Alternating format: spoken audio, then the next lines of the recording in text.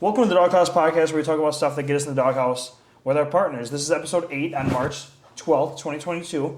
I'm your host, Brian, or Issa Dad, and my co-host and producer here is my stepdad, Ed, also known as Fat Daddy.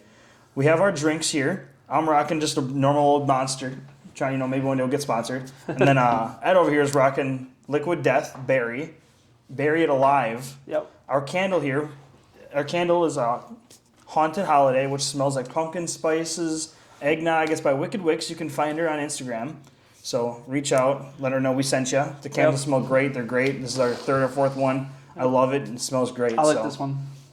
But we have two topics today. Our first topic is going to be mental health and seeking professional help through psychiatrists, through therapists, through medication, stuff like that. So even just your PCP or whatever. Yeah, yep. So pretty much anything. So mental health and seeking professional help is our first topic today.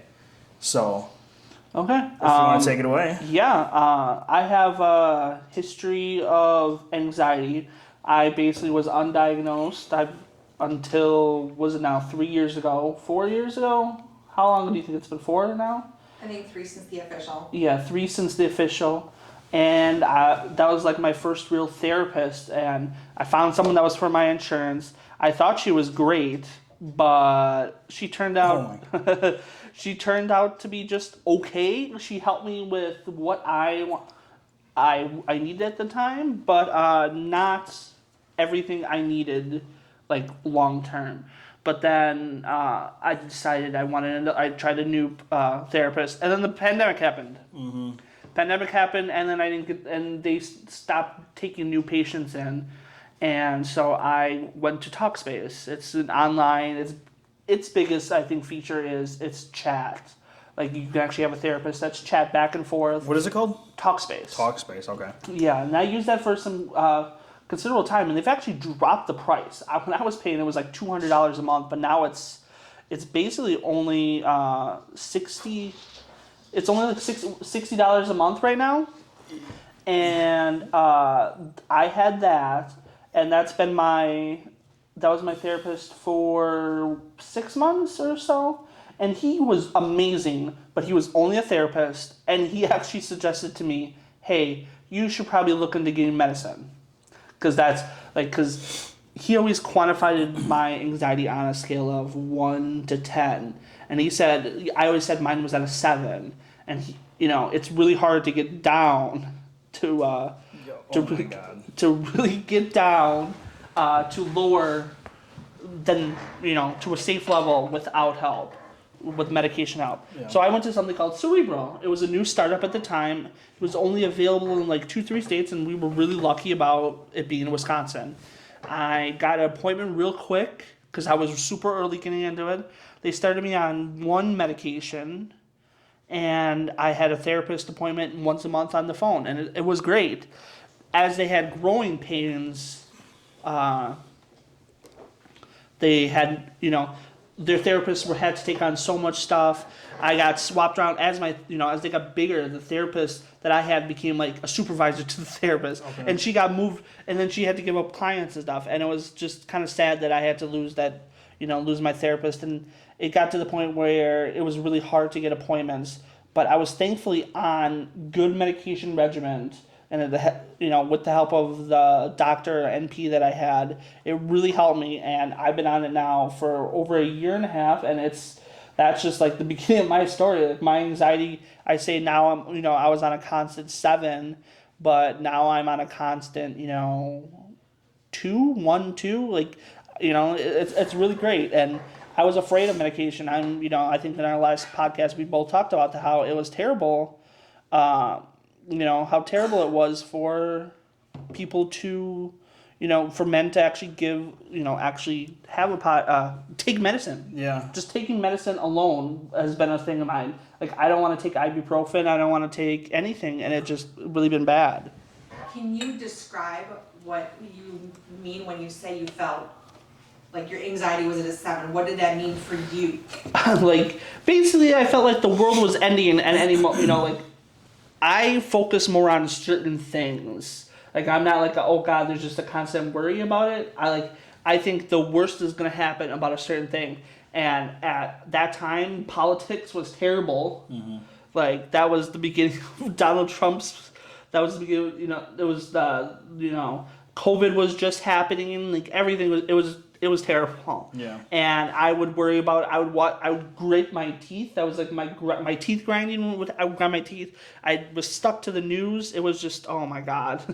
And before you decided to try therapy again after the first time, did you have other coping mechanisms that didn't work so well for you? Yes.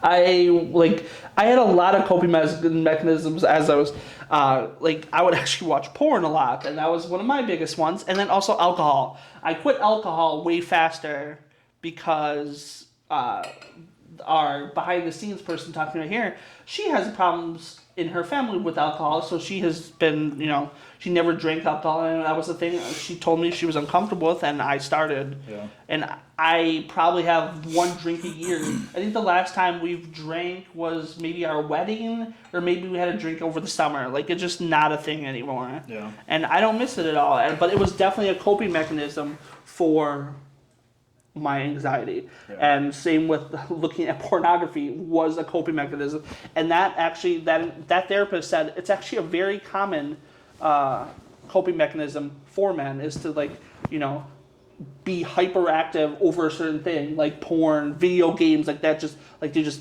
focus on that, and it's just a thing. And just going through therapy and talking with that therapist, and getting on medication. It's I still definitely think I have hyperactive focusing ADHD, but it's just not the same as what it was. Yeah. Like, it was a coping to my anxiety now, and now it's just another thing I have to get over. So I know you have a different history with therapy. It was Yes. kind of like forced on you, if you want to Yes. tell your kind of side of Well, therapy. before you talk about that, Jason. Yeah, Jason has a comment. Another good kind of therapy that is available. Yeah, Jason.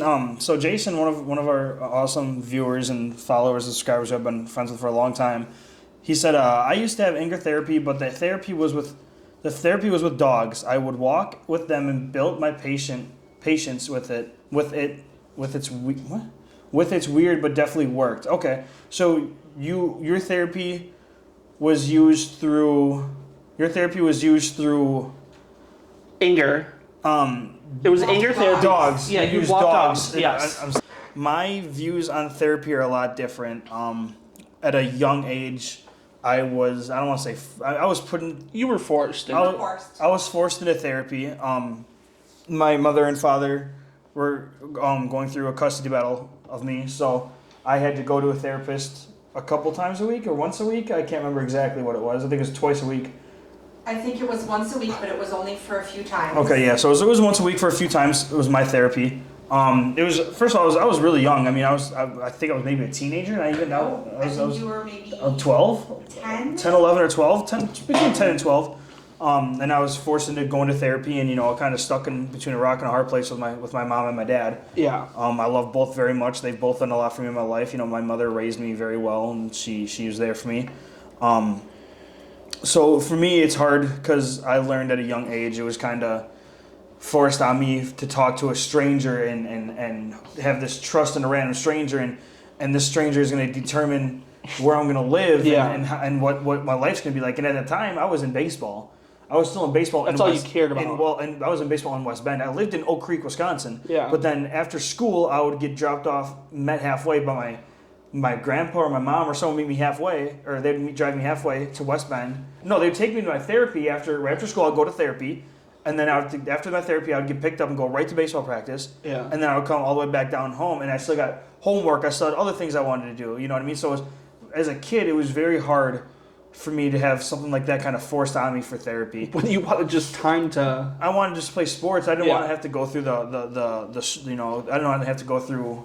Yeah, it was just forced on you compared to, So like my views on therapy are skewed negatively, but I don't look down on anyone that uses therapy. Yeah. I mean, I'm sure I probably would benefit from it, but especially like couples therapy, I think that would be a great thing for me to go to, but I'm just so skewed. Yeah. And it's hard for me to trust a random person. Yeah, it's definitely a challenge. That's where I think text actually works great. Yeah. Like, it's a great starting was, it's a great to start with just text, and you get like some rapport with them, and then you do like a video chat with them, and it's like, oh, okay, there's a face to the name. I've known them. They've that they don't are judging you or anything, and I really think that's like one of the best things to come out of COVID is the telemedicine stuff that's actually sticking around. It's hard for me to put my trust into a random person that I barely know and I've barely met before. Yeah. And I'm just gonna kind of tell them everything, and then hopefully and hope they for one don't judge me or feel some type of way or something like that. So therapy for me is a hard thing to wrap my head around, and just sitting down talking to a random, like I'd rather talk to someone I've known for years. And that's hard on the person. The other person. That's hard on the other person, yes, and I understand that. You know what I mean? It's hard for me to put my trust and everything into a single person, and that's why it's hard for me to. And another thing that I had a problem with was I was getting hopped between therapists. I literally had to tell them, please stop. This therapy, you guys are supposed to be helping my therapy. Yeah. And you're literally giving me the anxiety that I'm trying to fix, But we have another comment. Therapy was a term of my parole at the time, so I wasn't like I had a choice, but it had a good impact, although I still don't really believe in therapy to be good for everyone, but for me it helped.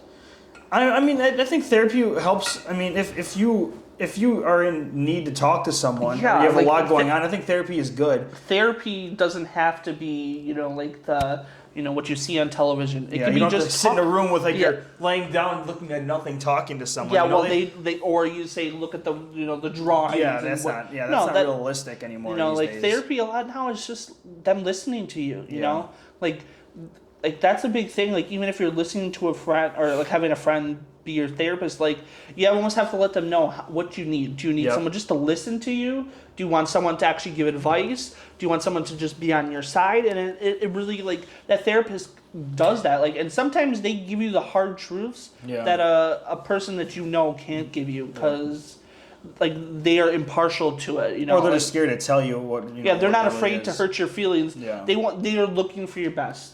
But there's all sorts of therapies out there too. You know what I mean? So, and there's so many different types of therapy. Yep. You're what are you going through? CBT therapy? What is that? Which one? Yeah. CBT for phobia. Yeah. Treatment and hypnotherapy. Yeah, there's even hypnotherapy, and she's even meditation can be therapy. Yes, meditation definitely can be therapy. Yes. Your mom has been great with. There's an app called Insight Timer. It's all free.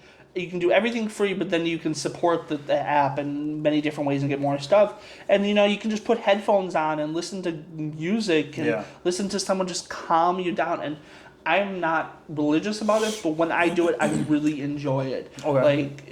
It might be great for even you just to, you put your headphones on in the morning and it just charges you up for the day. It just relaxes you. And it's really great. And your mom has a 400-day streak at one time, and it was over 600. Oh, over 600. Wow. Okay. That's how big it is for her, and What do you all think of therapy that's not the one-on-one convo, but gaming as therapy, playing sports as therapy, and doing things for therapy instead of the therapist? I agree. I think finding an escape from I don't want to say life, but it is if you had a hard day at work and you don't go to therapy, I like playing video games. Video games is my de-stress. Yeah. It helps and me that is de-stress. a therapy for you. You know what I mean? Granted, sometimes I get mad and I rage or whatever. But it's a different kind of rage. Well, yeah, but anything. If working out, people literally work out to de-stress themselves, to calm their head. I agree with that. I do more of that than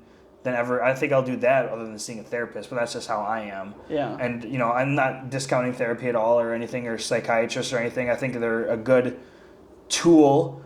It's just I am so skewed and it's impacted me negatively in life from when I was a child. Yeah. That being an adult now, seeing going to a person or whatever is hard for me. Yeah. But I think I use other ways as a therapy, just such as Jason said, video games.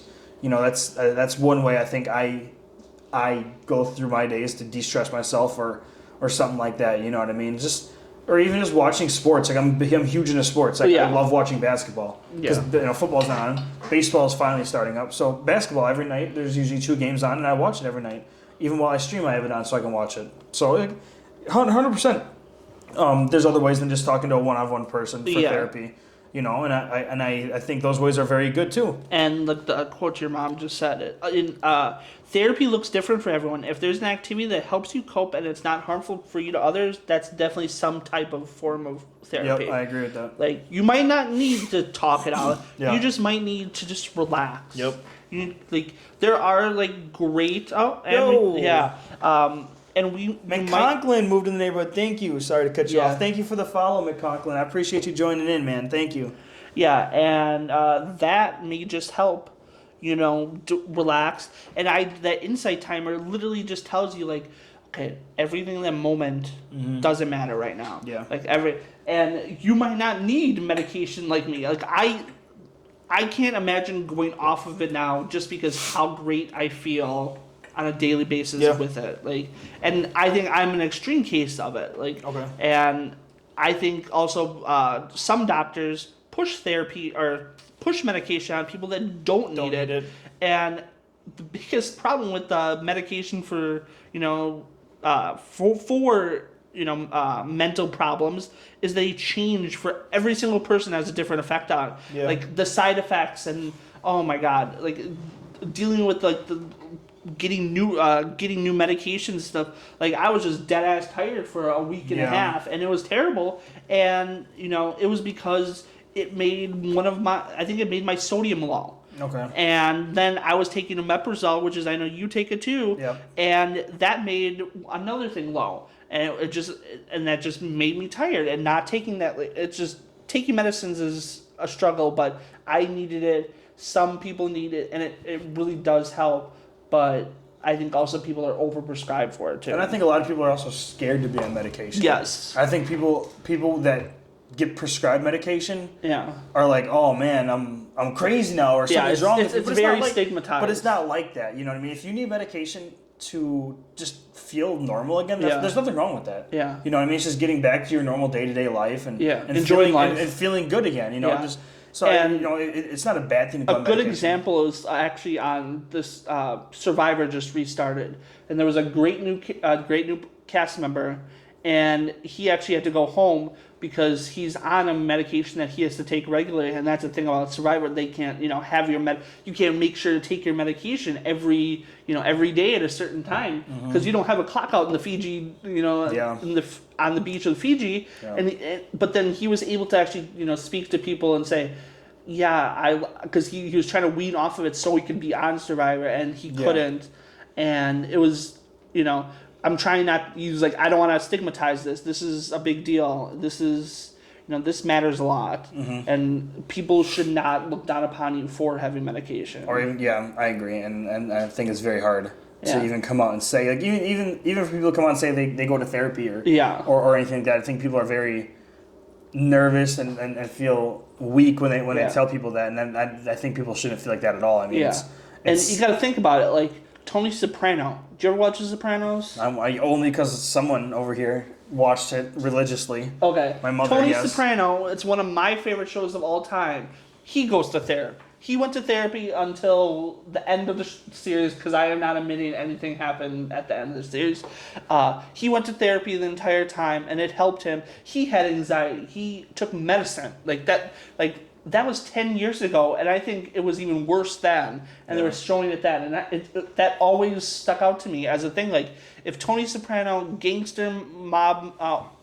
Mafia leader can go to therapy. Anyone can. Anyone can and can take medicine. It should not be stigmatized.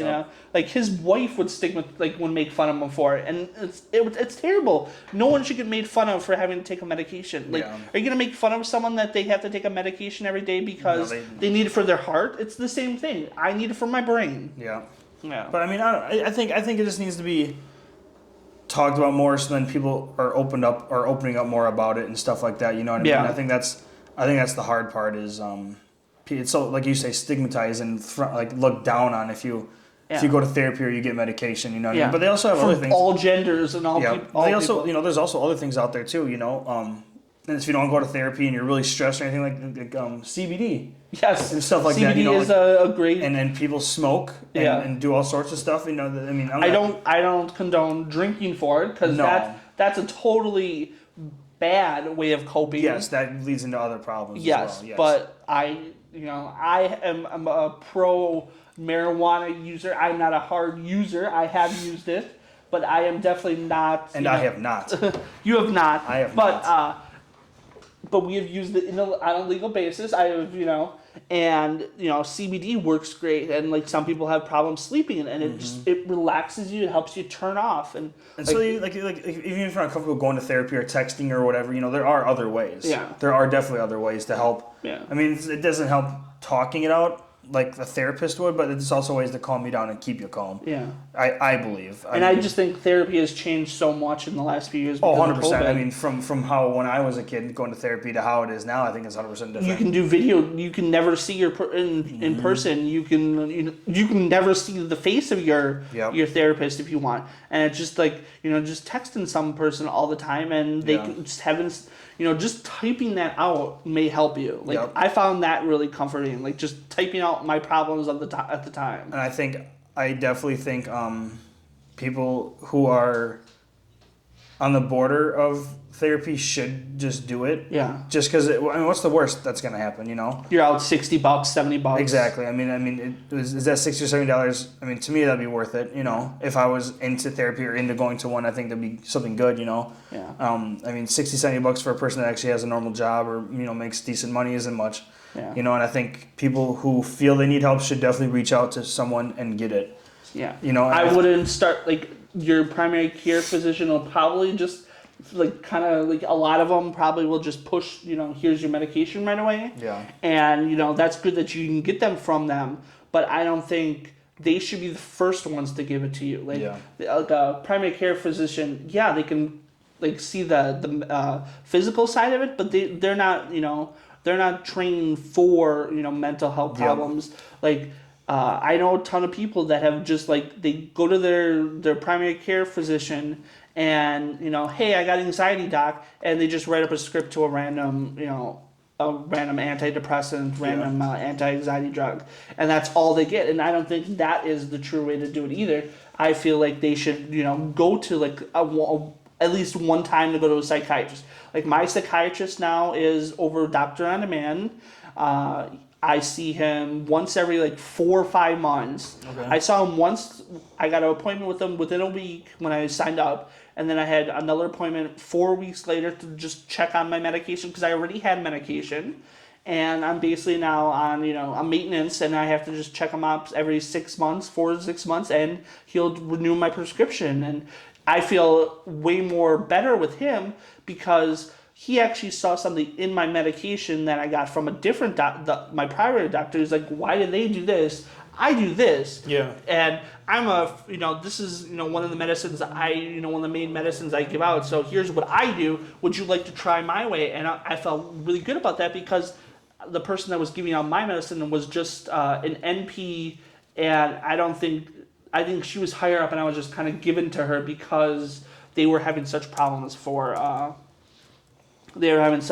growing that for cerebral, and it was such a great service, and it just ended up being a disaster at the end. It would have been if you would have asked me a year ago, I would have recommended it with 5 stars. It's the best service ever. Mm-hmm. And right now I would probably say you'd have to really try it and really hope you get good service. So it's a different experience, but seeing someone, at least Doctor on Demand, anything, it's just it's a good way to get help. Yeah, it's a good way to get help. You know what I mean? Yeah. So, but therapy is a good way to reach out and talk to someone that's not biased. Yep. In your favor at all. Yep, they're not going to judge you. When I told my therapist, hey, I got a porting problem, mm-hmm. He's like, oh, that's actually a common thing for men.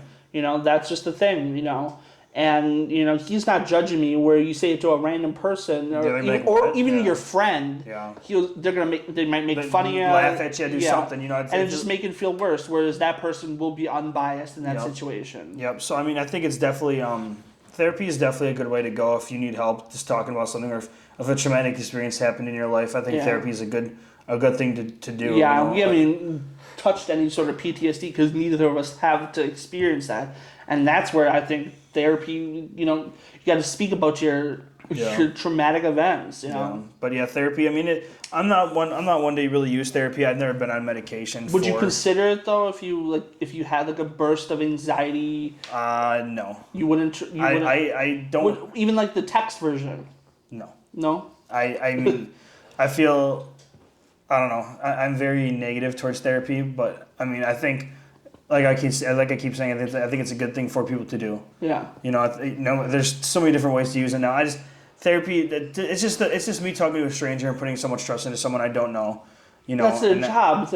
I know it's their job, but most of those therapists have their own therapist to talk about their problems. It's not something for me. It's not for me. I know. I'm not judging. I'm just trying to be like the devil's advocate. Just I've never been on medication either, and maybe I do need to be on it. I don't know. I mean, I don't know if I don't know if I experience anxiety or if I do. I don't know when I am feeling it. I guess I don't know. Yeah. I don't know. I mean, I guess I don't really know the answer to that. So okay. But I mean, maybe one day I'll use the therapy, or I'll go to a therapy, or maybe I'll take my mom's advice and go to a relationship therapist for me and the wife, But who knows? I don't know. I think regardless of how I feel, I think therapy for people who are on the border of wanting to do it or don't do it. Like if you're already on the border of it, just do it. Unless you're like me, you're like, no, I don't want to do therapy. I don't want to talk to someone. I don't want try other things. If you can, just try something. Something is better than nothing. Yep. So if you're on the border, I would say just do it. It's a good way to get help. A good way to reach out. Good way to just talk to someone, get your feelings off your chest and what's going on in your life without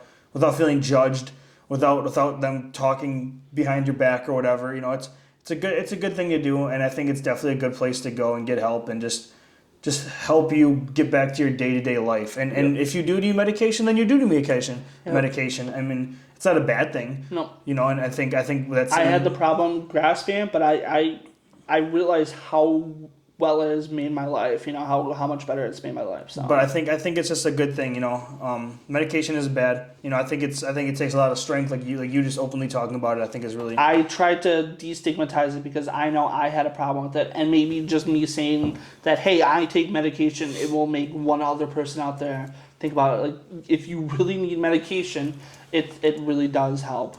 Yeah, so again, I think therapy, if you're on the border, on the fence of it, I think you should definitely just do it. Just try it once. Yeah. It won't... Yeah, you no probably harm, have to take it for like 3 months, I would say. That is at least a month to get it into your system. Yeah, usually 4 to 6 weeks is a good time to give it. Yeah, I think I finally started feeling stuff at 3. I got over like the initial side effects, because there's those, like the initial side effects of taking a medication, and then there's long-term side effects that you have to deal with after. Yeah. And I think after 4 weeks, my short-term side effects subsided, and I could definitely tell there was a difference in my daily anxiety. I don't know, maybe I thought I heard something. If you don't mind checking. Yeah. But I think that's our biggest for this, trying to destigmatize, asking for professional help. And if any of your friends, anyone watching this and your friends reach out to you, or they open up and be like, oh yeah, I go to therapy, or oh yeah, I'm on medication. Yeah, just don't make fun of them, guys. It's not good for anyone. It stigmatizes them. It makes them feel bad. It doesn't help them open up to you anymore. It's not a good thing to do. So if someone actually opens up to you and tells you, hey, I'm going to therapy, or hey, I'm on some kind of medication, just be accepting. Yeah. Be accepting and just love them and support them for what they're doing, because it takes. They might just saying hey because they feel bad about it. Like they feel bad about it themselves. Yeah. So just adding on to it, it'll just be worse. So just make sure you guys support your family and friends that actually open up to you, because there are people out there that don't have people like that open up to them and talk to them about certain things. I think if I opened up to my dad maybe 5 years ago about Pink? He would have been, totally against it. Yeah. But my sister is actually going to school for it, so she's kind of opened his eyes to it. And he also is someone that would never go to therapy. He would never take medicine if he needs to. Yeah. But he probably could do good from it. But he's. But that's a different story. Yeah. We could probably add that as a topic of what we've dealt with as younger and our parents. So. But Do you want to take us to the outro here? Yep. So, we're going to roll on to the next topic, but thanks for joining us. Please make sure you guys... Sorry. Thanks for joining us. Please make sure you subscribe and like our video on YouTube. Also, check us out on TikTok, Instagram, and anywhere you listen to your audio podcast. This was recorded live on Twitch on Issa Dad's Twitch channel. I'm Brian, or Issa Dad, and he's Ed Fat Diddy, and we're out of here.